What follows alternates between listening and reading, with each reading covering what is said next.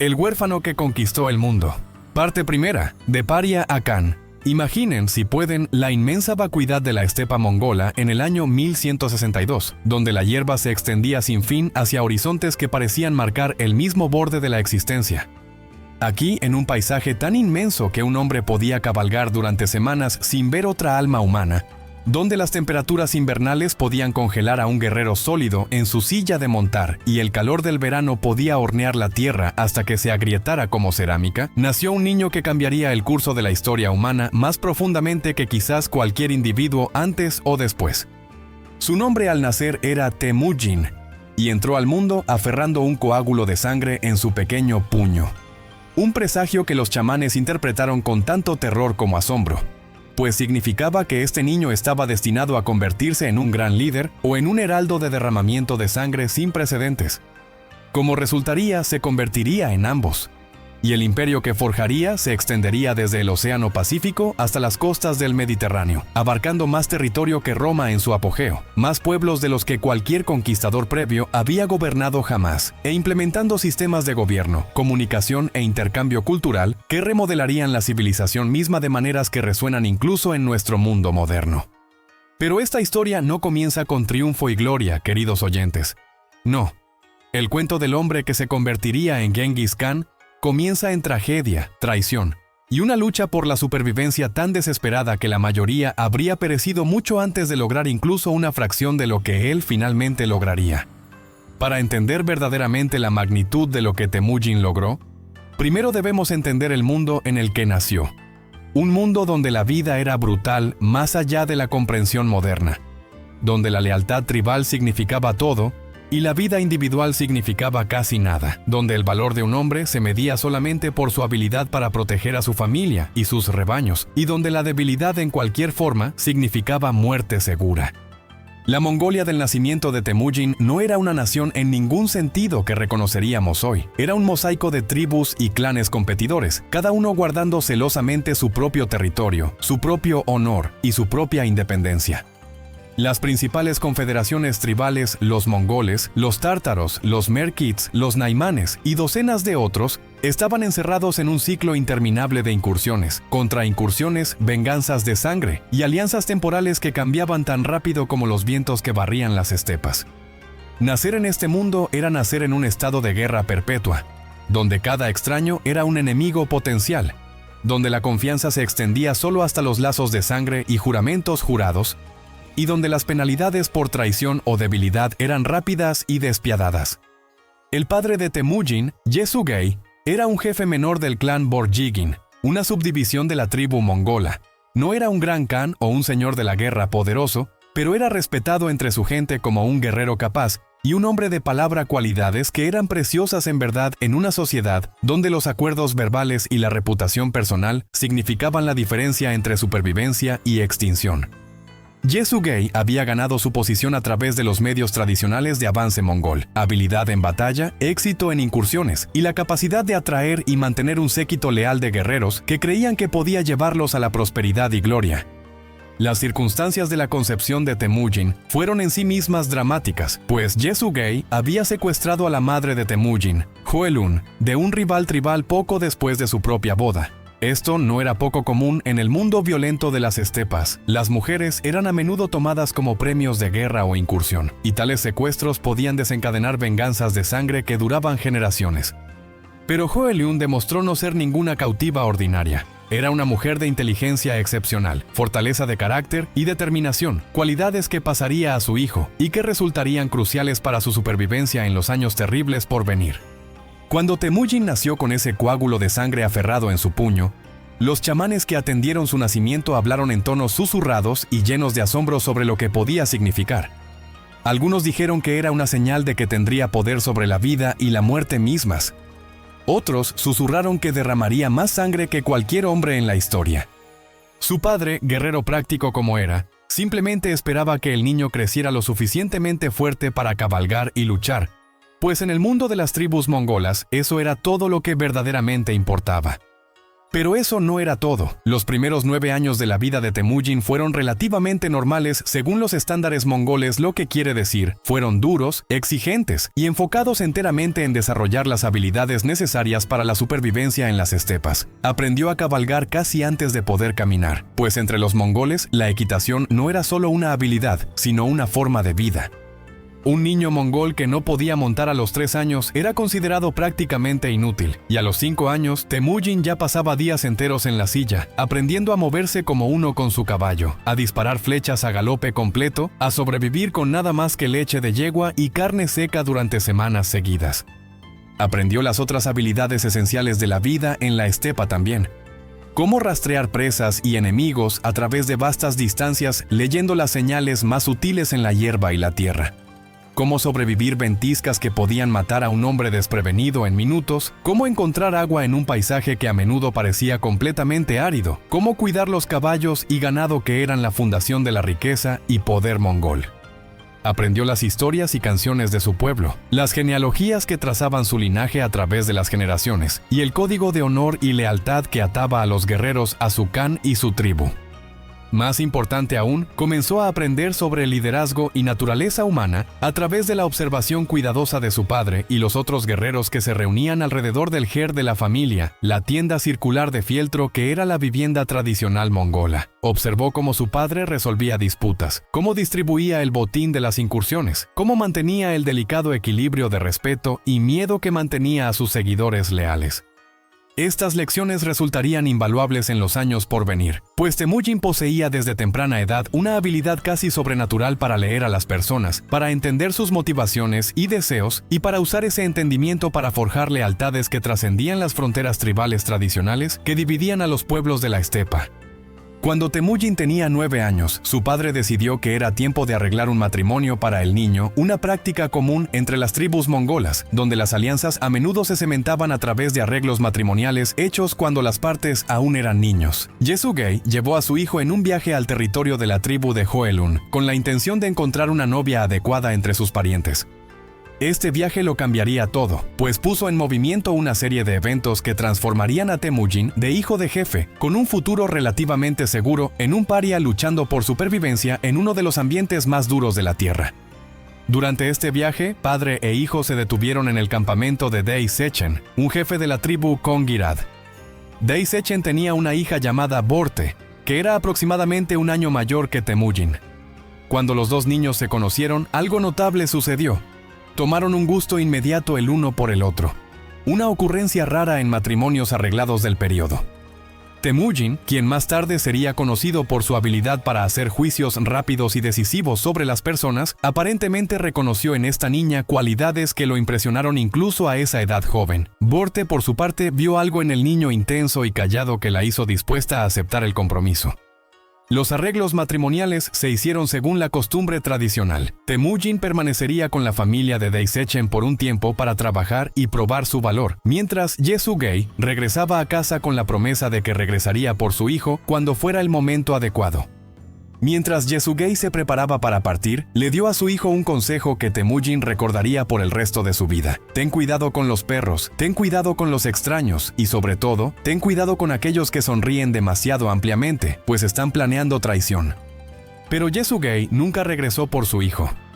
En su viaje a casa, encontró un grupo de tártaros miembros de una tribu rival, con la cual su clan tenía una venganza de sangre de larga data.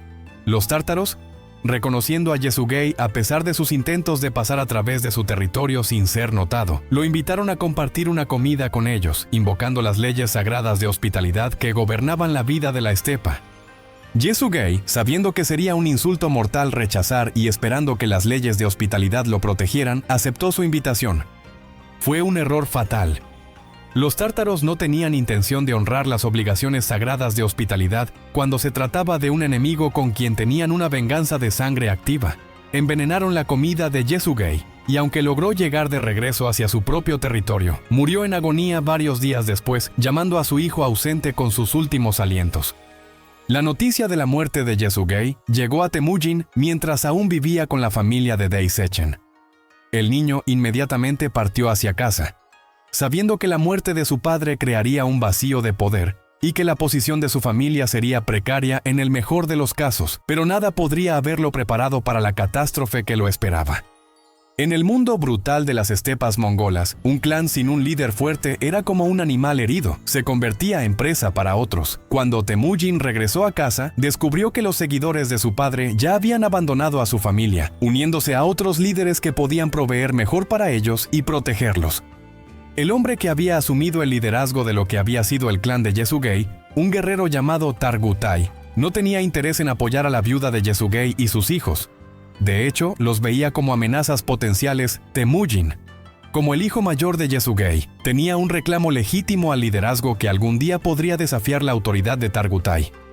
Hoelun, mostrando la feroz determinación que le había permitido sobrevivir su propio secuestro y construir una vida en la tribu de su captor, se rehusó a aceptar este abandono calladamente. En una escena que se volvería legendaria en la historia mongola, agarró el estandarte del clan La Bandera, que simbolizaba la unidad e identidad tribal, y cabalgó tras los guerreros que partían, llamándolos cobardes y rompedores de juramentos, recordándoles sus obligaciones con la familia de su Khan muerto. Por un momento, su valor y furia justa parecieron influenciar a algunos de ellos, pero la influencia de Targutai era demasiado fuerte. Los guerreros continuaron su camino, dejando a Hoelun, sus hijos y unos pocos sirvientes a sobrevivir por su cuenta. Lo que siguió fueron años que habrían quebrado a la mayoría de las personas, años de pobreza, hambre y peligro constante que forzaron a Temujin y su familia a vivir como animales, buscando comida y escondiéndose de enemigos. Sobrevivieron con plantas silvestres, peces pescados de ríos y presas pequeñas que Temujin podía cazar con su arco. Vivían en miedo constante de asaltantes que podían matar a los niños y esclavizar a Hoelun y sus hijas. Soportaron inviernos tan fríos que su tienda de fieltro apenas los protegía de congelarse hasta morir, y veranos tan calientes que encontrar suficiente agua se volvía una lucha diaria. Pero estos años de dificultad forjaron a Temujin en algo extraordinario. Aprendió lecciones sobre supervivencia, sobre resiliencia, sobre la naturaleza precaria del poder y la lealtad, que ninguna cantidad de vida cómoda podría haberle enseñado. Aprendió que las estructuras tribales tradicionales podían ser tanto arbitrarias como frágiles, que los lazos de sangre no eran garantía de apoyo, y que el verdadero valor de un hombre yacía no en su linaje, sino en sus habilidades y su carácter. Estas lecciones moldearían su visión posterior de crear un imperio basado en mérito, en lugar de nacimiento, en habilidad probada, en lugar de privilegio aristocrático. Sin embargo, el momento más definitorio de estos años terribles llegó cuando Temujin aún era solo un adolescente. La pobreza desesperada de su familia había creado tensiones entre los hermanos, particularmente entre Temujin y su medio hermano Bekter. Bekter, mayor y más fuerte que Temujin, había comenzado a afirmar dominio sobre la familia de maneras que Temujin encontraba intolerables, tomando más que su parte de la escasa comida, intimidando a los niños más pequeños y desafiando la posición de Temujin como el hijo mayor de Hoelun. El punto de quiebre llegó por algo aparentemente trivial: un pez y un pájaro que Temujin y su hermano completo Khazar habían capturado. Bekter los robó, afirmando su derecho como el niño mayor y más fuerte. Para Temujin, esto no era solo sobre comida, era sobre poder, respeto y la cuestión de quién lideraría la familia. En un mundo donde mostrar debilidad significaba muerte, donde permitirse ser dominado significaba invitar abuso adicional, Temujin tomó una decisión que lo atormentaría por el resto de su vida, pero que también reveló el núcleo de hierro de su carácter.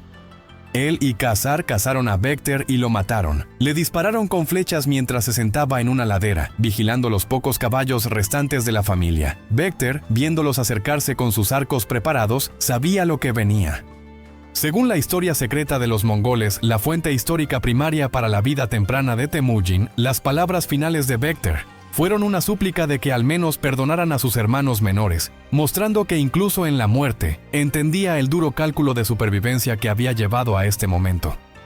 Hoelun estaba horrorizada cuando se enteró de lo que sus hijos habían hecho. Reportadamente los comparó con feroces depredadores que destruirían incluso a su propia familia, y temía lo que este acto de fratricidio significaba para sus almas y sus futuros. Pero también entendió en la manera pragmática que la supervivencia en las estepas demandaba, que Temujin se había establecido como el jefe incuestionable de la familia, y que en sus circunstancias desesperadas, tener un líder que estaba dispuesto a tomar decisiones tan duras podía ser lo que los mantuviera a todos vivos. Pero eso no era todo. Targutai, el hombre que había liderado el abandono de la familia de Temujin, había estado observando al niño creciente con creciente preocupación.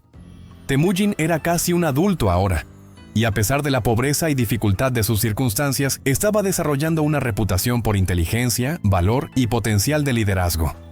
Targutai reconoció que este joven hombre podía convertirse en una amenaza a su propia posición, y decidió actuar preventivamente. Los hombres de Targutai asaltaron el campamento de Temujin, capturando al joven hombre y colocándolo en un collar de madera llamado kangwe, un dispositivo pesado que se cerraba alrededor del cuello y las muñecas, haciendo imposible alimentarse o realizar tareas básicas sin asistencia. El plan era mantener a Temujin prisionero hasta un momento oportuno para matarlo calladamente, eliminando la amenaza potencial que representaba sin desencadenar una venganza de sangre.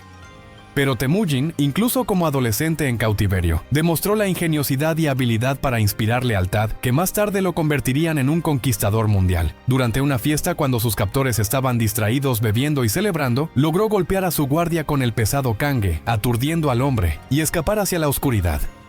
Se escondió en un río cercano, sumergiéndose excepto por su rostro, que ocultó entre cañas y hierba.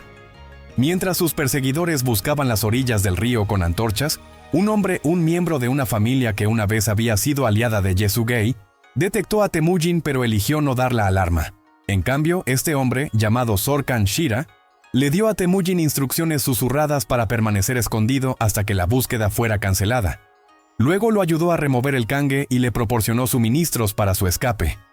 Este acto de bondad hacia un fugitivo aparentemente sin poder no sería olvidado. Cuando Temujin más tarde ascendió al poder, Sorkan Shira y su familia fueron recompensados con posiciones de honor en su servicio. Este episodio enseñó a Temujin lecciones cruciales sobre lealtad y gratitud que moldearían sus políticas posteriores como Khan. Aprendió que los actos de bondad y lealtad, incluso hacia aquellos que parecían sin poder, podían ser recordados y recompensados cuando las circunstancias cambiaban. También aprendió que las estructuras tribales tradicionales podían ser trascendidas. Sorkan Shira había desafiado a su propio jefe para ayudar a un miembro de otro clan, mostrando que el carácter personal y la elección individual podían ser más importantes que la lealtad de clan. Siguiendo su escape, Temujin, ahora casi un hombre, comenzó el largo y difícil proceso de construir su propio séquito. Hizo esto de maneras que eran revolucionarias para la sociedad mongola. En lugar de confiar únicamente en parientes de sangre y lazos de clan tradicionales, comenzó a atraer seguidores basándose en lealtad personal, intereses compartidos y promesas de trato justo y prosperidad compartida. Formó lo que los mongoles llamaban relaciones anda, hermandades juradas, que trascendían fronteras tribales y creaban lazos tan fuertes como los lazos de sangre. La más importante de estas relaciones fue con Yamuka, un joven guerrero de otro clan que se convirtió en el amigo más cercano y hermano jurado de Temujin. Los dos jóvenes hombres parecían complementarse perfectamente. Yamuka era carismático, elocuente y bien conectado dentro de las estructuras de poder tribales tradicionales, mientras Temujin era más callado, más calculador, pero poseído de una intensidad y visión que inspiraba lealtad profunda en aquellos que lo conocían bien. Juntos, Temujin y Yamuka comenzaron a navegar el complejo paisaje político de las estepas mongolas, atrajeron seguidores, participaron en incursiones contra tribus rivales y comenzaron a construir reputaciones como guerreros y líderes a observar. Por un tiempo, parecía que su asociación los llevaría a ambos a posiciones de poder dentro del sistema tribal existente. Pero Temujin no había olvidado a Borte, la niña a quien había sido prometido de niño. Ahora, acercándose a la edad de matrimonio, decidió reclamar a su novia, sabiendo que esta alianza fortalecería su posición y le proporcionaría la casa que era la fundación de poder y estatus en la sociedad mongola. Viajó al territorio del padre de Borte, y para su sorpresa y gratitud, Dai Sechen honró el arreglo de compromiso a pesar de las circunstancias caídas de Temujin. Esto decía algo importante sobre el carácter y juicio de Dai Sechen. Podría haber fácilmente roto el arreglo con el hijo de un jefe muerto que no tenía nada que ofrecer, pero Dai Sechen aparentemente vio algo en Temujin que lo convenció de que el joven hombre tenía un futuro. Como regalo de bodas le dio a Temujin un abrigo de marta sibelina negra de calidad excepcional, una prenda tan valiosa que representaba riqueza significativa en la sociedad de la estepa. Temujin, mostrando la inteligencia estratégica que más tarde lo convertiría en un maestro de la política internacional, inmediatamente reconoció el potencial de este regalo. Llevó el abrigo de Marta a Togrul, un Khan poderoso que una vez había sido hermano jurado de Yesugei, y quien por lo tanto tenía obligaciones con el hijo de Yesugei. Presentando el abrigo como un regalo, Temujin le pidió a Togrul que se convirtiera en su patrón y protector, que lo ayudara a recuperar a la gente de su padre y restablecer la posición de su familia. Togrul, conocido como Ong Khan, quedó impresionado tanto por el regalo como por el enfoque del joven. Aquí había alguien que entendía cómo usar recursos estratégicamente, que sabía cómo enmarcar peticiones en términos de honor y obligación, y que mostraba promesa de convertirse en un aliado valioso. Ong Khan acordó tomar a Temujin bajo su protección, proporcionándole el respaldo de una de las confederaciones más poderosas en las estepas. Esta era exactamente el tipo de oportunidad hacia la cual Temujin había estado trabajando, pero el destino estaba a punto de probarlo de maneras que lo empujarían a los mismos límites de sus habilidades y resiliencia. Pues justo cuando sus fortunas parecían estar mejorando, el desastre golpeó en una forma que era demasiado común en el mundo violento de las estepas. Su esposa Borte fue secuestrada por asaltantes de la tribu Merkit. Los Merkits tenían su propia queja con la familia de Temujin años antes. Yesugei había secuestrado a Hoelun de un guerrero Merkit y ahora estaban exigiendo venganza tomando a la nuera de Yesugei. Así era como funcionaban las venganzas de sangre en la sociedad mongola. Las quejas se pasaban a través de generaciones. Y la venganza no era solo un derecho, sino una obligación que podía cumplirse décadas después de la ofensa original. Para Temujin, el secuestro de Borte fue tanto una catástrofe personal como una prueba de su habilidad para funcionar como líder. Un hombre que no podía proteger a su propia esposa nunca sería respetado como líder de guerreros. Sin embargo, tenía casi ningún recurso con el cual montar un rescate, solo una pequeña banda de seguidores leales y el apoyo incierto de Ong Khan y Yamuka.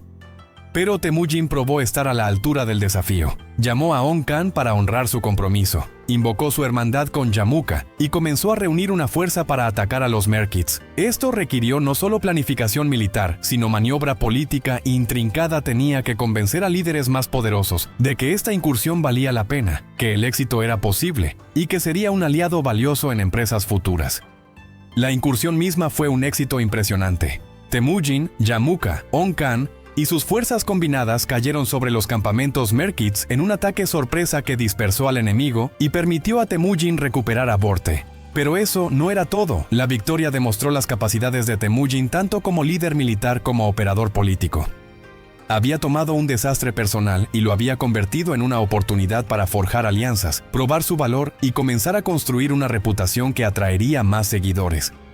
Sin embargo, el rescate vino con una complicación que crearía susurros y dudas durante años por venir. Cuando Borte fue recuperada, estaba embarazada, y no había manera de saber con certeza si el niño era de Temujin o de su captor Merkit. Cuando dio a luz a un hijo llamado Yochi, la incertidumbre sobre su paternidad se convertiría en una fuente de tensión dentro de la familia de Temujin, y más tarde complicaría la sucesión cuando Temujin se convirtió en Khan. Pero Temujin, mostrando tanto el pragmatismo como la lealtad que caracterizarían sus relaciones con sus compañeros más cercanos, aceptó a Yochi como su hijo sin cuestionamiento, al menos públicamente. Si tenía dudas privadas es algo que nunca podremos saber, pero su postura pública era que Yochi era su hijo mayor y sería tratado en consecuencia. Esta decisión decía algo importante sobre el carácter de Temujin. Era capaz de dejar de lado sentimientos personales y paternidad incierta en favor de estabilidad política y familiar. El rescate exitoso de Borte marcó un punto de inflexión en las fortunas de Temujin. Ya no era solo un joven hombre tratando de sobrevivir en los márgenes de la sociedad de la estepa, se estaba convirtiendo en un líder con una reputación creciente, capacidades militares probadas y aliados poderosos. Los guerreros comenzaron a buscarlo, queriendo unirse a su séquito porque veían en él cualidades que prometían éxito y prosperidad futuros. Durante los siguientes varios años, la influencia de Temujin continuó creciendo, pero este crecimiento inevitablemente creó tensiones con aquellos que se sentían amenazados por su ascenso. Más significativamente, su relación con Yamuka comenzó a deteriorarse.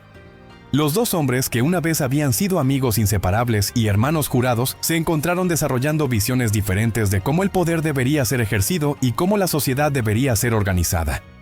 Yamuka representaba la aristocracia tribal tradicional. Creía en mantener las estructuras de poder existentes, respetar las prerrogativas del nacimiento noble y preservar la independencia de los varios clanes mongoles dentro de una confederación suelta. Temujin, moldeado por sus años como paria y sus observaciones de qué tan arbitrarias y frágiles podían ser las lealtades tradicionales, estaba desarrollando una visión radicalmente diferente, basada en mérito en lugar de nacimiento, en lealtad a un solo líder en lugar de a clan y tribu, y en la creación de una nación mongola unificada que trascendiera divisiones tradicionales.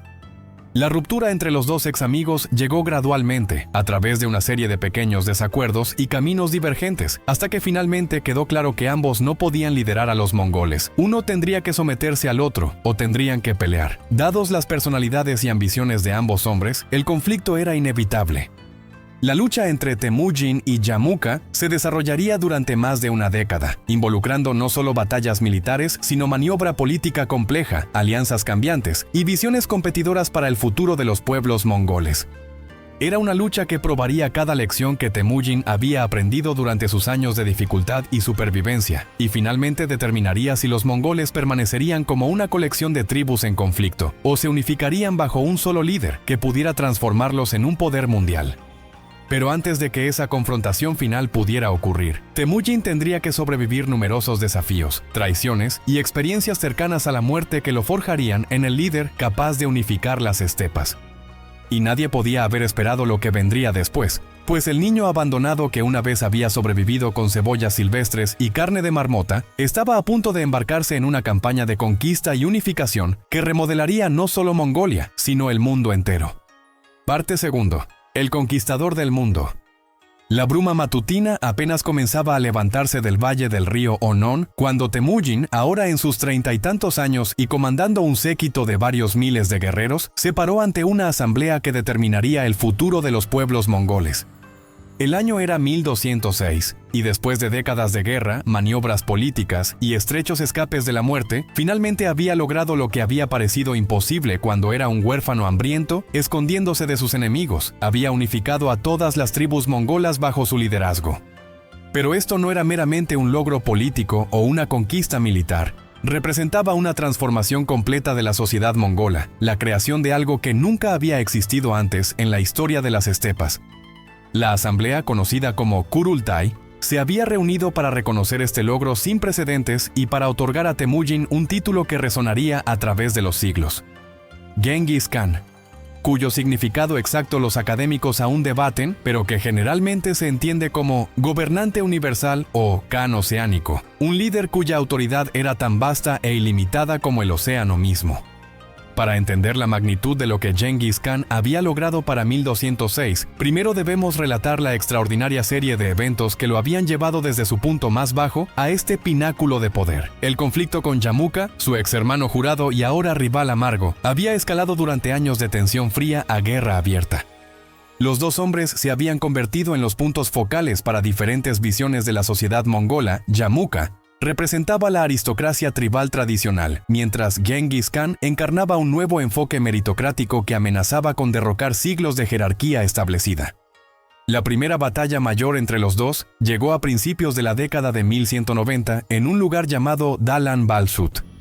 Yamuka había reunido una coalición de 13 tribus, comandando quizás 30.000 guerreros, mientras Genghis Khan tenía solo unos 13.000 hombres. La batalla fue feroz y devastadora, con bajas aumentando en ambos lados mientras arqueros montados giraban y cargaban a través de las praderas en el estilo tradicional mongol de guerra. Por un tiempo parecía que los números superiores de Yamuka llevarían el día, y de hecho, las fuerzas de Genghis Khan fueron eventualmente empujadas hacia atrás y forzadas a retirarse. Pero las secuelas de esta batalla revelaron algo crucial sobre la diferencia entre los dos líderes. Yamuka, siguiendo su victoria, ordenó que 70 de los guerreros capturados de Genghis Khan fueran hervidos vivos en calderos, una ejecución horrible que estaba destinada a inspirar terror, pero que en cambio disgustó a muchos, incluso de sus propios seguidores. Los mongoles eran un pueblo brutal por cualquier estándar, pero también tenían códigos de honor y expectativas sobre cómo los guerreros debían ser tratados. La crueldad excesiva de Yamuka parecía gratuita y deshonrosa, y rumores de su trato de prisioneros comenzaron a erosionar su apoyo entre las tribus. Genghis Khan, mientras tanto, aunque derrotado en batalla, demostró las cualidades que eventualmente lo harían imparable.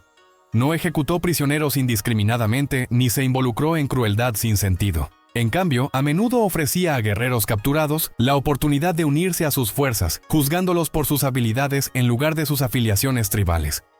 Este enfoque, revolucionario en el contexto de la sociedad de la estepa, comenzó a atraer seguidores que veían en Genghis Khan un líder que valoraba el mérito y la lealtad sobre el nacimiento y la tradición. Pero eso no era todo. Durante la siguiente década, Genghis Khan metódicamente fortaleció su posición a través de una combinación de victorias militares, matrimonios estratégicos y alianzas políticas. Continuó su alianza con Ong Khan, el gobernante poderoso de la tribu Kerite, incluso mientras trabajaba para construir su propia base de poder independiente. Implementó reformas organizacionales dentro de su ejército en crecimiento, creando unidades basadas en un sistema decimal, escuadras de 10, compañías de 100, batallones de 1000 y divisiones de 10.000 que permitían coordinación y flexibilidad sin precedentes en batalla. Estas reformas organizacionales fueron revolucionarias de maneras que fueron mucho más allá de la mera eficiencia militar. Al crear unidades que mezclaban guerreros de diferentes tribus y clanes, Genghis Khan estaba rompiendo las lealtades tribales tradicionales que habían mantenido a los mongoles fragmentados durante siglos. La lealtad primaria de un guerrero ya no era a su tribu o clan, sino a su unidad y finalmente al Khan mismo.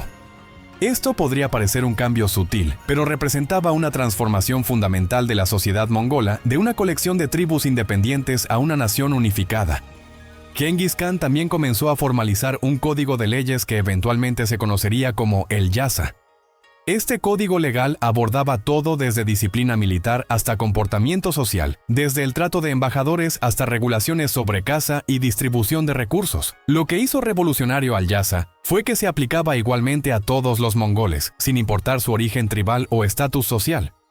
Un crimen era un crimen ya fuera cometido por un guerrero común o un noble, y el castigo se imponía basándose en la ofensa en lugar del rango del ofensor. La implementación del Yasa representó la visión de Genghis Khan de una sociedad meritocrática donde la habilidad y la lealtad importaban más que el nacimiento y el linaje. Era un desafío directo a la estructura aristocrática tradicional de la sociedad de la estepa, y le ganó la lealtad ferviente de guerreros comunes que previamente habían tenido poca esperanza de avance más allá de la posición en la cual habían nacido. Sin embargo, el ascenso de Genghis Khan al poder estaba lejos de ser suave o inevitable. En 1203 enfrentó lo que podría haber sido el fin de sus ambiciones cuando su relación con Ong Khan, su patrón y aliado durante más de una década, súbitamente colapsó. Las razones exactas para esta ruptura permanecen algo poco claras en las fuentes históricas, pero parece que los consejeros de Ong Khan lo habían convencido de que Genghis Khan se estaba volviendo demasiado poderoso y representaba una amenaza al dominio Kerite sobre las tribus mongolas. Ong Khan lanzó un ataque sorpresa en el campamento de Genghis Khan, casi teniendo éxito en matarlo o capturarlo. Genghis Khan y un pequeño grupo de seguidores leales apenas escaparon, huyendo al desierto sin casi nada, sin suministros, sin caballos de calidad y solo un puñado de guerreros. Fue un desastre que habría significado el fin para la mayoría de los líderes, un regreso a las circunstancias desesperadas de su juventud cuando había sido un paria luchando por sobrevivir en los márgenes de la sociedad de la estepa. Pero Genghis Khan había aprendido de esos años tempranos de dificultad cómo sobrevivir probabilidades imposibles. Él y sus seguidores se dirigieron a un lago llamado Valhuna, donde tomaron un juramento que se volvería famoso en la historia mongola, el Pacto de Valhuna. Aquellos que permanecieron leales a Genghis Khan durante esta hora más oscura, que compartieron agua fangosa del lago y juraron apoyarlo sin importar las circunstancias, formarían el núcleo de sus compañeros más confiables por el resto de su vida. El Pacto de Valhuna creó un vínculo de lealtad que trascendió todos los lazos tradicionales de parentesco y tribu, encarnando la visión de Genghis Khan de un nuevo tipo de sociedad mongola basada en lealtad personal y compromiso compartido en lugar de lazos de sangre. Durante los meses siguientes, Genghis Khan demostró la brillantez estratégica que más tarde lo convertiría en uno de los más grandes líderes militares de la historia. En lugar de rendirse o aceptar la derrota, comenzó metódicamente a reconstruir sus fuerzas. Envió mensajes a guerreros por toda la región, recordándoles su justicia, su generosidad con seguidores leales y su visión de una nación mongola unificada. Notablemente, guerreros comenzaron a desertar de Ong Khan y otros rivales, eligiendo unirse a Genghis Khan incluso aunque parecía estar en una posición desesperadamente débil. Esto fue posible porque Genghis Khan había pasado años construyendo una reputación por confiabilidad, trato justo y prosperidad compartida. Los guerreros que lo servían sabían que recibirían su parte justa del botín, que las promociones serían basadas en mérito en lugar de nacimiento, y que la lealtad sería recompensada. Estos podrían parecer principios básicos, pero en el mundo caótico y traicionero de la política de la estepa, donde las traiciones eran comunes y los líderes a menudo trataban a sus seguidores como prescindibles, el enfoque de Genghis Khan representaba algo genuinamente revolucionario. Dentro de un año de su desastre a manos de Ong Khan, Genghis Khan había reconstruido su ejército y estaba listo para venganza. En 1203 lanzó un ataque sorpresa en la tribu Kerite, derrotando a Ong Khan decisivamente y dispersando sus fuerzas. Ong Khan mismo fue asesinado mientras trataba de huir a territorio vecino, y la Confederación Kerite fue absorbida en el imperio en crecimiento de Genghis Khan. Fue una reversión impresionante de la fortuna que demostró no solo las habilidades militares de Genghis Khan, sino su habilidad extraordinaria para leer a las personas, inspirar lealtad y convertir situaciones aparentemente sin esperanza en oportunidades. Pero el desafío más grande aún yacía por delante. La confrontación final con Yamuka, su ex amigo y ahora rival más peligroso. Para 1204, estos dos hombres habían emergido como los últimos contendientes restantes para liderazgo supremo de todas las tribus mongolas. Yamuka había reunido una coalición de tribus que aún se aferraban al modo tradicional de vida y temían los cambios revolucionarios de Genghis Khan. La batalla final entre ellos determinaría no solo quién gobernaría a los mongoles, sino qué tipo de sociedad los mongoles se volverían. La batalla de 1204 fue decisiva. Genghis Khan había aprendido de su derrota anterior a manos de Yamuka, y su ejército reorganizado, con su estructura decimal y composición tribal mezclada, probó ser superior a las fuerzas más tradicionalmente organizadas de Yamuka. Pero más que eso, muchos de los propios aliados de Yamuka desertaron a Genghis Khan durante o inmediatamente después de la batalla, convencidos de que el futuro yacía con el líder que ofrecía avance basado en mérito en lugar de privilegio aristocrático. Yamuka mismo escapó del campo de batalla, pero eventualmente fue traicionado por sus propios seguidores y entregado a Genghis Khan. La confrontación entre los dos ex amigos estuvo cargada de años de historia compartida, hermandad traicionada y visiones en conflicto para el futuro de su pueblo. Según la historia secreta de los mongoles, Yamuka reportadamente le pidió a Genghis Khan que le otorgara una muerte honorable ejecución sin derramar sangre, lo que en la cultura mongola significaba ser enrollado en alfombras y aplastado o tener la espalda rota. Genghis Khan, mostrando una mezcla de respeto por su viejo amigo y pragmatismo despiadado sobre eliminar rivales, concedió esta petición. Con la muerte de Yamuka, la última oposición significativa a la unificación de las tribus mongolas de Genghis Khan fue eliminada. Una por una, las tribus independientes restantes fueron conquistadas o voluntariamente se sometieron a su liderazgo. Los naimanes, los merkits, los tártaros, todas las tribus que una vez habían competido por dominio en las estepas ahora estaban unidas bajo una sola bandera. Le había tomado a Genghis Khan más de 20 años de guerra, maniobra política y experiencias cercanas a la muerte lograr esta unificación, pero para 1206 estaba completa. El Kurultai de 1206 no fue solo una ceremonia para reconocer la supremacía de Genghis Khan, fue la creación formal de una nueva nación. Los jefes y guerreros reunidos lo proclamaron Genghis Khan y juraron lealtad no solo a él personalmente, sino a la nación mongola que había creado. Esto era algo sin precedentes en la historia de la estepa.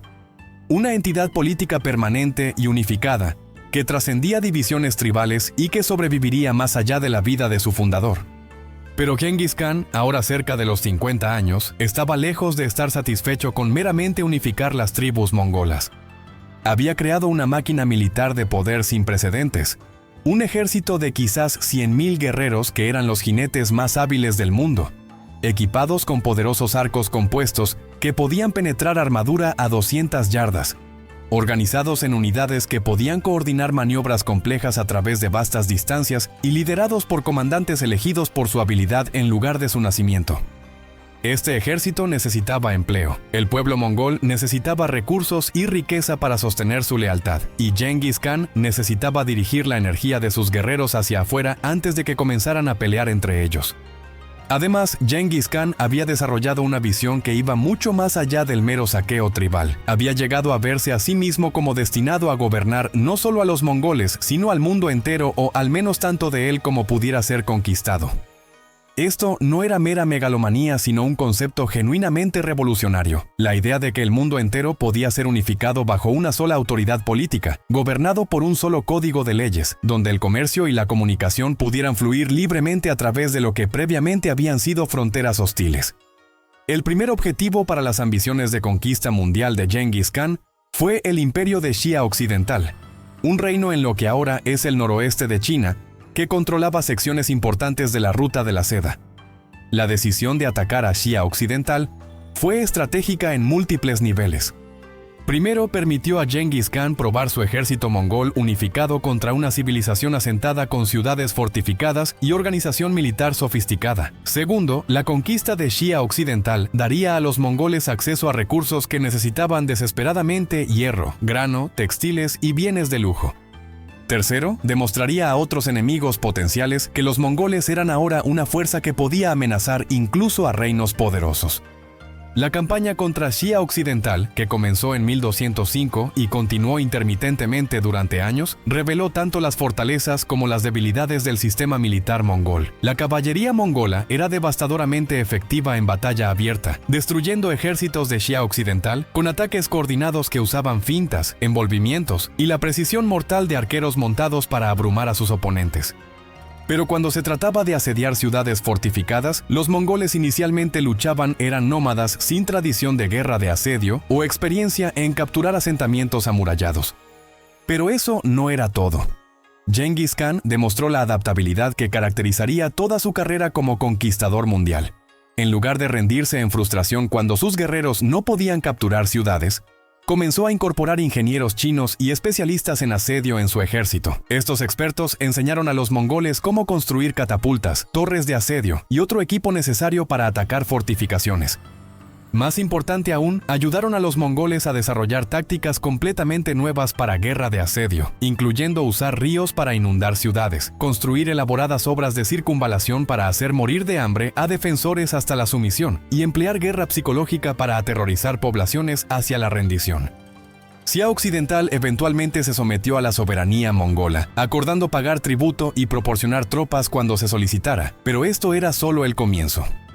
La atención de Genghis Khan ya se estaba dirigiendo a un objetivo mucho más ambicioso: la dinastía Jin, que gobernaba el norte de China, uno de los imperios más poderosos y ricos del mundo, con una población de decenas de millones, ejércitos numerando en los cientos de miles y ciudades más grandes y sofisticadas que cualquier cosa que los mongoles hubieran encontrado jamás. La decisión de atacar la dinastía Jin era audaz hasta el punto de parecer suicida. Los Jin habían sido el poder dominante en Asia Oriental durante un siglo, y sus ejércitos habían derrotado repetidamente a invasores nómadas de las estepas. Poseían ciudades fortificadas con muros masivos, tecnología militar sofisticada incluyendo formas tempranas de armas de pólvora, y vastos recursos para sostener guerra prolongada. Por cualquier cálculo racional, los mongoles, aún esencialmente una confederación de guerreros tribales, no deberían haber sido rival para este imperio ancestral. Pero Genghis Khan entendía algo que los Jin no: que la efectividad militar no era solo sobre números o tecnología, sino sobre organización, motivación y liderazgo. Su ejército podía ser más pequeño que el de los Jin, pero cada guerrero en él era un jinete y arquero hábil que había entrenado desde la infancia. Sus comandantes eran elegidos por su habilidad y podían tomar decisiones independientes dentro del marco de estrategia general. Sus guerreros luchaban con una unidad de propósito y confianza en su liderazgo, que los ejércitos a menudo facciosos de Jin no podían igualar. La invasión mongola del territorio Jin comenzó en 1211 y rápidamente reveló que Genghis Khan había transformado el saqueo nómada en algo mucho más sofisticado: guerra estratégica verdadera. En lugar de simplemente saquear y retirarse, los mongoles sistemáticamente conquistaron territorio, estableciendo control sobre regiones capturadas y usándolas como bases para operaciones adicionales. Reunieron inteligencia sobre disposiciones enemigas, divisiones políticas y características geográficas antes de lanzar campañas. Emplearon guerra psicológica en escala masiva, difundiendo historias de terror sobre crueldad mongola para alentar a ciudades a rendirse sin resistencia. Los ejércitos Jin, a pesar de su superioridad numérica, probaron ser incapaces de lidiar con las tácticas mongolas. Los mongoles se rehusaron a involucrarse en batallas campales, excepto cuando las circunstancias los favorecían, en cambio acosando fuerzas Jin con arqueros montados que podían golpear y retirarse antes de que la infantería Jin más lenta pudiera responder. Cuando los ejércitos Jin lograban traer a los mongoles a batalla, típicamente se encontraban rodeados por caballería superior que los bombardeaba con flechas mientras evitaba combate cercano, hasta que la formación enemiga comenzaba a desintegrarse. Pero el aspecto más significativo de la campaña Jin fue cómo Genghis Khan trató con ciudades capturadas. Temprano en la campaña, algunas ciudades que resistieron fueron completamente destruidas, sus poblaciones masacradas como ejemplo para otras. Esto suena como mera barbarie, pero era en realidad estrategia calculada. Una ciudad que era completamente destruida enviaba un mensaje a otras ciudades de que la resistencia era fútil y que la rendición sería recompensada con supervivencia. A medida que la palabra se extendía sobre la crueldad mongola hacia aquellos que resistían y relativa misericordia hacia aquellos que se sometían, más y más ciudades elegían abrir sus puertas en lugar de pelear. Sin embargo, Genghis Khan también demostró pragmatismo notable y adaptabilidad en gobernar territorios conquistados. Rápidamente reconoció que simplemente destruir ciudades y matar poblaciones era contraproducente, eliminaba las fuentes de riqueza y recursos que hacían que la conquista valiera la pena en primer lugar. Así que comenzó a implementar políticas que preservaban poblaciones urbanas e infraestructura económica mientras establecían control político mongol. Nombró administradores para gobernar regiones conquistadas, a menudo eligiendo oficiales locales que acordaban servir al nuevo régimen mongol. Protegió a comerciantes y alentó el comercio, reconociendo que la prosperidad económica hacía territorios más fáciles de gobernar y más valiosos para su imperio. Eximió a figuras religiosas de impuestos y protegió lugares de culto, entendiendo que la tolerancia religiosa ayudaba a pacificar poblaciones conquistadas. Estas políticas mostraron una sofisticación en gobierno que iba mucho más allá de la simple conquista militar que muchos de sus contemporáneos asumían era todo de lo que los mongoles bárbaros eran capaces. La campaña Jin se arrastró durante años, con los mongoles gradualmente conquistando el norte de China a pesar de la feroz resistencia de las fuerzas Jin. Las ciudades cayeron una por una, algunas a través de guerra de asedio, usando las catapultas y otro equipo que ingenieros chinos habían construido para los mongoles. Otras a través de traición cuando facciones dentro de las ciudades decidieron someterse en lugar de enfrentar destrucción. Para 1215, los mongoles habían capturado Chengdu, la capital Jin, el moderno Beijing, asestando a la dinastía un golpe del cual nunca se recuperaría. Pero eso no era todo. Incluso mientras la campaña Jin continuaba, Genghis Khan estaba expandiendo su imperio en otras direcciones. Envió ejércitos hacia el oeste en Asia Central, donde encontraron y conquistaron el imperio Kara-Kitai. Esto trajo a los mongoles en contacto con el mundo islámico y preparó el escenario para lo que se convertiría en una de las campañas más consecuentes y destructivas en la carrera de Genghis Khan. El catalizador para la expansión mongola en el mundo islámico fue un incidente que demostró tanto cómo funcionaban las relaciones internacionales en el periodo medieval, como cómo un solo error de cálculo diplomático podía llevar a consecuencias catastróficas. En 1218, Genghis Khan envió una caravana comercial al Imperio Corasmio, un vasto estado islámico que controlaba mucho de Asia Central y Persia. La caravana estaba liderada por comerciantes musulmanes, pero llevaba credenciales mongolas, efectivamente convirtiéndola en una embajada oficial representando al régimen de Genghis Khan. El gobernador de la ciudad fronteriza Corasmia de Otrar, sospechando que los miembros de la caravana eran espías, los arrestó y confiscó sus bienes. Cuando la palabra llegó a Genghis Khan, envió 3 embajadores al Shah Corasmio, exigiendo que el gobernador fuera entregado para castigo y que se pagara compensación por los bienes incautados. Esta era en realidad una demanda bastante razonable según estándares medievales. Genghis Khan estaba ofreciendo al Shah una manera de resolver el incidente pacíficamente mientras mantenía su propia dignidad y autoridad. Pero el Shah Corasmio, Muhammad II, tomó una decisión que condenaría a su imperio. Ejecutó a uno de los embajadores mongoles y envió a los otros 2 de regreso con sus barbas quemadas, un insulto deliberado en las culturas tanto de los mongoles como del mundo islámico. Esto no era solo un rechazo de las demandas de Genghis Khan, sino un acto de guerra, una señal de que el Shah no tomaba la amenaza mongola en serio, y se sentía confiado en su habilidad para resistir cualquier represalia mongola. Fue un error de cálculo fatal. Genghis Khan, ahora en sus 60 años pero aún poseído de la energía y visión estratégica que lo habían llevado de huérfano paria a conquistador mundial, comenzó a prepararse para la campaña más ambiciosa de su vida. Reunió un ejército de quizás 200.000 guerreros, no solo mongoles, sino también tribus turcas, ingenieros chinos y contingentes de todos los varios pueblos que su imperio había absorbido. Reunió inteligencia sobre el imperio corasmio, su política interna, sus capacidades militares y su geografía. Hizo arreglos diplomáticos para asegurar que sus áreas traseras estarían seguras mientras sus fuerzas principales operaban miles de millas de Mongolia. La invasión mongola del imperio corasmio en 1219 fue guerra en una escala y con una sofisticación para la cual la civilización islámica medieval estaba completamente desprevenida. Genghis Khan dividió sus fuerzas en múltiples ejércitos que invadieron desde diferentes direcciones simultáneamente, previniendo que el Shah concentrara sus fuerzas efectivamente.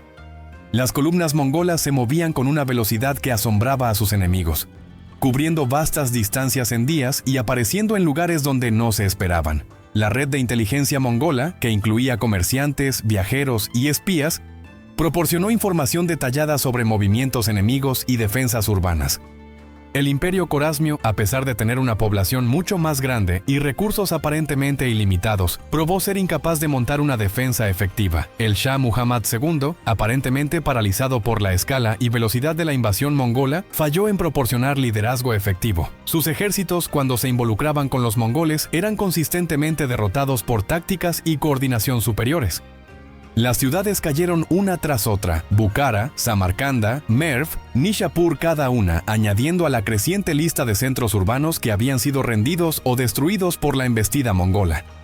La destrucción visitada sobre el imperio corasmio fue en una escala que conmocionó al mundo islámico y que ha resonado a través de la historia. Las ciudades que resistieron no fueron solo conquistadas, sino a menudo completamente destruidas, sus poblaciones masacradas, sus edificios arrasados, sus sistemas de irrigación deliberadamente destrozados. La gran ciudad de Merv, que pudo haber tenido una población de casi 1 millón de personas, fue reportadamente dejada en ruinas con solo una diminuta fracción de sus habitantes sobreviviendo. Nishapur, que mató a un príncipe mongol durante su asedio, sufrió aniquilación total como castigo. Este nivel de destrucción no fue salvajismo aleatorio, sino política deliberada. Genghis Khan entendía que el terror era un arma en sí misma, que unos pocos ejemplos de destrucción total harían otras ciudades más dispuestas a rendirse sin resistencia. Era brutal, pero era efectivo. A medida que la palabra se extendía sobre la crueldad mongola, muchas ciudades eligieron someterse inmediatamente en lugar de arriesgar aniquilación. Sin embargo, debemos notar también que la reputación de Genghis Khan por destrucción ha sido algo exagerada tanto por fuentes medievales, que a menudo inflaban números y bajas para efecto dramático, como por historiadores posteriores que enfatizaron los aspectos destructivos de las conquistas mongolas mientras minimizaban sus elementos más constructivos. Sí, ciudades fueron destruidas y poblaciones fueron masacradas, pero el imperio mongol también facilitó el comercio, protegió a comerciantes, habilitó intercambio cultural y eventualmente trajo paz y prosperidad sin precedentes a vastas regiones que previamente habían estado fragmentadas en estados en guerra. La campaña contra el imperio corasmio continuó durante varios años, con ejércitos mongoles persiguiendo al Shah Muhammad II hasta que murió como fugitivo en una isla en el mar Caspio. Su hijo, Jalal ad-Din, probó ser un líder militar más capaz y logró infligir una de las pocas derrotas significativas en un ejército mongol durante la vida de Genghis Khan. Pero incluso este príncipe capaz finalmente no pudo resistir contra la máquina de guerra mongola y fue eventualmente conducido al exilio en India. Para 1223, los ejércitos de Genghis Khan no solo habían destruido el imperio corasmio, sino que habían empujado incluso más al oeste, con fuerzas de reconocimiento incursionando tan lejos como el sur de Rusia y el Cáucaso. Derrotaron ejércitos georgianos, príncipes rusos y varios otros oponentes con la misma combinación de tácticas superiores, movilidad y coordinación que les había servido tan bien en China y Asia Central. El mundo conocido estaba comenzando a darse cuenta de que un nuevo poder había emergido de las estepas de Mongolia, uno que amenazaba con derrocar todo el orden existente. Pero Genghis Khan, ahora acercándose a los 70 años, no había terminado. Incluso mientras algunos de sus ejércitos operaban en Rusia y el Medio Oriente, él mismo regresó a Mongolia y luego lanzó aún otra campaña contra Xia Occidental, que había fallado en proporcionar el apoyo militar que había prometido para la campaña corasmia. Esta campaña final probaría ser su última. En 1227, mientras asediaba una ciudad de Xia occidental, Genghis Khan cayó de su caballo durante una cacería. La naturaleza exacta de sus heridas no está clara en las fuentes históricas. Algunos dicen que fue herido por la caída misma, otros sugieren que fue herido por una flecha, otros aún afirman que contrajo algún tipo de enfermedad. Cualquiera que fuera la causa, su salud comenzó a deteriorarse, y se volvió claro que el más grande conquistador de la historia se estaba acercando a su fin. Pero incluso en su lecho de muerte, Genghis Khan permaneció enfocado en estrategia y el futuro de su imperio. Dio instrucciones detalladas a sus hijos y generales sobre cómo completar la conquista de Xia occidental y la dinastía Jin. Reportadamente les aconsejó explotar divisiones entre los Jin y la dinastía Song en el sur de China y usar diplomacia y traición así como fuerza militar para lograr sus objetivos. También abordó la difícil cuestión de la sucesión, dividiendo su imperio entre sus hijos mientras designaba a su tercer hijo, Ogedei, como su heredero principal y sucesor como Gran Khan. Genghis Khan murió en agosto de 1227, posiblemente en sus 60 y tantos años, una edad impresionante considerando la vida violenta que había llevado y el ambiente duro en el que había vivido. Las circunstancias exactas de su muerte y la ubicación de su entierro permanecen misterios hasta el día de hoy. Según la tradición mongola, fue enterrado en una tumba sin marcar en algún lugar de Mongolia, y todos aquellos que conocían la ubicación fueron subsecuentemente asesinados para preservar el secreto. A pesar de numerosas expediciones e investigaciones a través de los siglos, nadie ha localizado definitivamente el lugar de descanso final de Genghis Khan. El impacto de la vida de Genghis Khan en la historia mundial difícilmente puede ser sobreestimado. En su vida había transformado a los mongoles de una colección de tribus en conflicto en una nación unificada y creó un imperio que se extendía desde el Océano Pacífico hasta el Mar Caspio. Pero eso no era todo, sus descendientes continuarían sus conquistas, eventualmente gobernando un imperio que abarcaba más territorio que cualquier otro estado en la historia, extendiéndose desde Corea hasta Hungría, desde Siberia hasta el sudeste asiático. Más allá de las conquistas territoriales, Genghis Khan transformó fundamentalmente las sociedades sobre las cuales gobernó. Implementó códigos legales basados en mérito en lugar de nacimiento, promovió tolerancia religiosa, protegió el comercio y los comerciantes, estableció sistemas de correo que permitían comunicación a través de vastas distancias y creó estructuras administrativas que influenciarían el gobierno en Eurasia durante siglos. La paz mongola, o Pax Mongolica, que florecería bajo sus sucesores, facilitaría el comercio, intercambio cultural y difusión tecnológica en una escala sin precedentes, conectando este y oeste de maneras que habrían sido imposibles antes. Sin embargo, este legado está profundamente complicado por el enorme costo humano de las conquistas mongolas. Millones murieron en las guerras y masacres que acompañaron la expansión mongola. Ciudades enteras fueron destruidas. Civilizaciones fueron interrumpidas y regiones que habían sido prósperas y populosas fueron dejadas devastadas. Las consecuencias demográficas y económicas a largo plazo de las conquistas mongolas en algunas regiones, particularmente Asia Central y el Medio Oriente, fueron severas y duraderas. ¿Cómo evaluamos tal figura? Genghis Khan fue simultáneamente uno de los más grandes genios militares de la historia y uno de sus conquistadores más destructivos. Era un líder visionario que creó nuevas formas de organización social y un guerrero despiadado que destruyó a cualquiera que se interpusiera en su camino. Promovió meritocracia y tolerancia religiosa, mientras también conducía campañas de exterminación contra aquellos que le resistían. Quizás lo más que podemos decir es que Genghis Khan fue un producto de su tiempo y ambiente que poseía habilidades extraordinarias, que usó para remodelar el mundo según su visión. Se elevó de las circunstancias más desesperadas imaginables, huérfano, paria, cazado por enemigos para convertirse en el gobernante más poderoso de la tierra a través de una combinación de cualidades personales que incluían brillantez estratégica, liderazgo carismático, pragmatismo despiadado y una habilidad para inspirar lealtad que trascendía lazos tradicionales de parentesco y tribu. El niño que una vez se había escondido en un río para escapar de sus enemigos, que había sobrevivido con plantas silvestres y carne de marmota, que había sido esclavizado y humillado, no solo había sobrevivido sino que había conquistado gran parte del mundo conocido. Al hacerlo, había probado que las jerarquías sociales tradicionales no eran inmutables, que el mérito y la habilidad podían triunfar sobre el nacimiento y el estatus, y que un solo individuo con visión y determinación podía alterar fundamentalmente el curso de la historia humana. Y eso, queridos oyentes, es la historia de cómo un niño abandonado se convirtió en Genghis Khan, cómo un guerrero tribal se convirtió en un conquistador mundial, y cómo la visión de un hombre de unidad e imperio transformó el mundo medieval y creó cambios cuyos efectos aún podemos ver y sentir en nuestro propio tiempo. Su vida permanece como un testamento de las cosas extraordinarias que los seres humanos son capaces de lograr, tanto para bien como para mal, cuando se rehúsan a aceptar las limitaciones que la sociedad coloca sobre ellos, y cuando persiguen sus metas con determinación absoluta y brillantez estratégica. El huérfano que había aferrado un coágulo de sangre en su puño al nacer, se había convertido en lo que los chamanes habían predicho, un hombre que ejerció poder sobre la vida y la muerte, que derramó más sangre que quizás cualquier conquistador antes que él, pero que también creó algo duradero e históricamente significativo. Un imperio que remodelaría la civilización y cambiaría para siempre la relación entre este y oeste, entre pueblos nómadas y asentados, entre el viejo orden mundial y el nuevo.